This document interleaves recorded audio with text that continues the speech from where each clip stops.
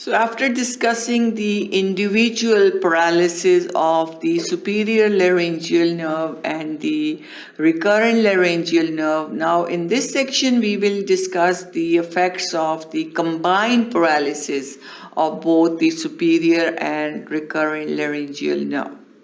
So we will discuss the effects, unilateral paralysis of both nerves and the bilateral paralysis of both nerves, total laryngectomy and diversion procedures performed to treat the combined paralysis.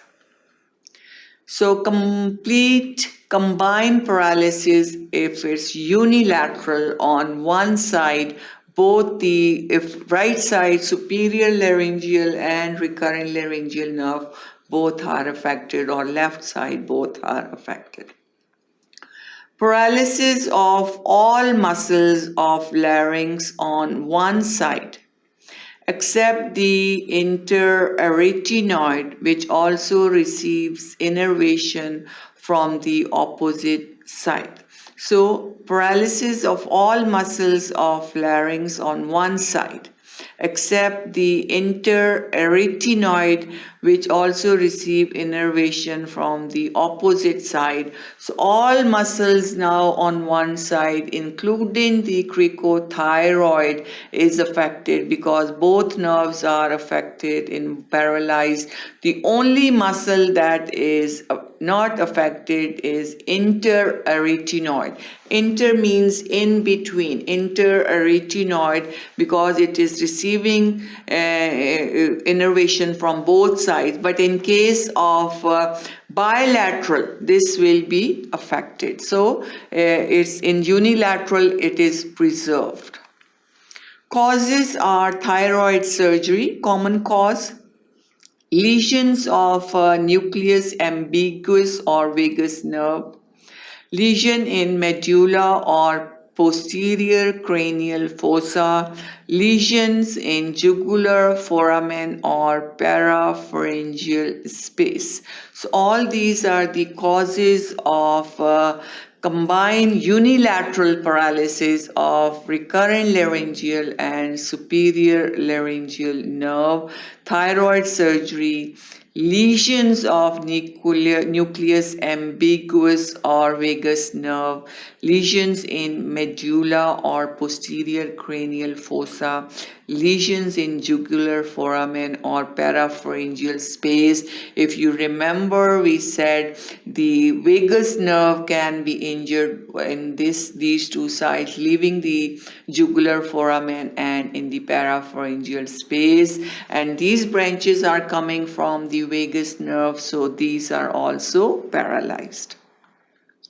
Clinical features are the muscles of larynx on one side are paralyzed, vocal cord in a cadaveric position, healthy cord unable to replace paralyzed cord, glottic incompetence, hoarseness of voice, aspiration of liquid through glottis, and cough ineffective due to air waste. So these are all the features associated with unilateral combined paralysis. Treatment is speech therapy. Healthy cord may compensate with speech therapy slowly. Compensation for loss of function of paralyzed vocal cord. Moving across the midline. So all these are the treatment in which speech therapy is important, which can lead to the compensation by the healthy cord, and it can move across the midline. Another treatment options, procedures to medialize cord. Injection of Teflon paste lateral to paralyzed cord, direct laryngoscopy under local anesthesia, Thyroplasty preferred procedure. So procedures to medialize, treatment options because to medialize the cord. Injection of Teflon paste lateral to paralyzed cord that can medialize the cord. Under direct laryngoscopy under local anesthesia. Thyroplasty is the preferred procedure. Then thyroplasty type 1, medialized toward midline, combined with a retinoid adduction procedure, creating window in thyroid cartilage, placing silicone or prosthesis for medialization. And this is done under local anesthesia. So these are the treatment options for unilateral combined paralysis. Now, bilateral combined paralysis.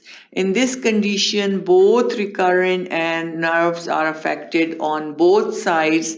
Now, in this interarytenoid will also be affected, but the good thing is it's a rare condition, not very common. All laryngeal muscles are paralyzed now. Both cords, cadaveric position, total anesthesia of the larynx, no sensation, total anesthesia of the larynx is present in this condition. Clinical features: aphonia, loss of voice, absent voice, cords do not meet. Aspiration due to incompetent glottis, laryngeal anesthesia.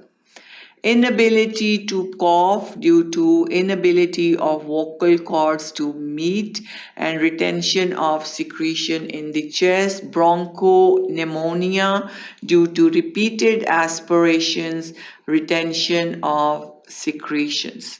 So all that is as a result of bilateral paralysis. No sound, there is aspiration, inability to cough because the cords do not meet, and retention of secretion in the chest is also present because the patient is unable to cough and remove those secretions. They keep on accumulating and can cause obstructions.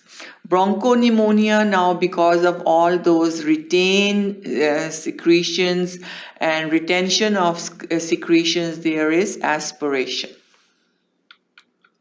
Treatment is the tracheostomy, removal of pulmonary secretions, removal of inhaled material.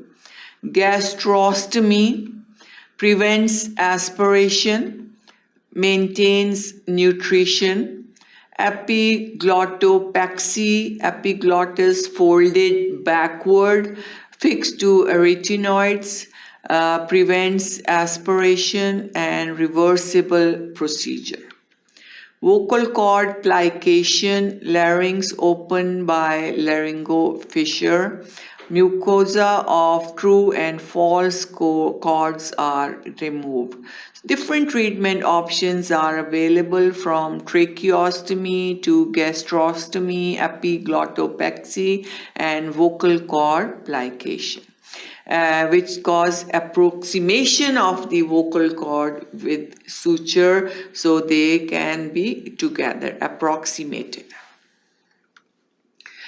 Prevents aspiration, and this procedure is also like epiglottopexy is reversible. Total laryngectomy. Ectomy is removal, so total larynx is removed, needed in those where cause is progressive and irreversible, speech is unserviceable. Functions: prevent repeated aspiration if the larynx is removed and prevent the repeated lung infections like bronchopneumonia. So in patients who are progressing and they reach the irreversible state, that laryngectomy is performed. Diversion procedure, another procedure beside the laryngectomy in which trachea separated at third or fourth ring. Now it's diversion. So its trachea is separated at the third or fourth tracheal rings. Upper segment, laryngotracheal, is anastomosed to esophagus. Lower end brought out as tracheostomy. Aspirated material, it go the way to esophagus because of the diversion procedure and done in intractable aspiration. So in this, the third and fourth tracheal rings are separated. Upper segment is anastomosed to esophagus, so all the secretions goes to esophagus as a result of diversion procedure, and this can prevent the aspiration that can occur. So this was all about the section 3. Thank you for watching sqadia.com.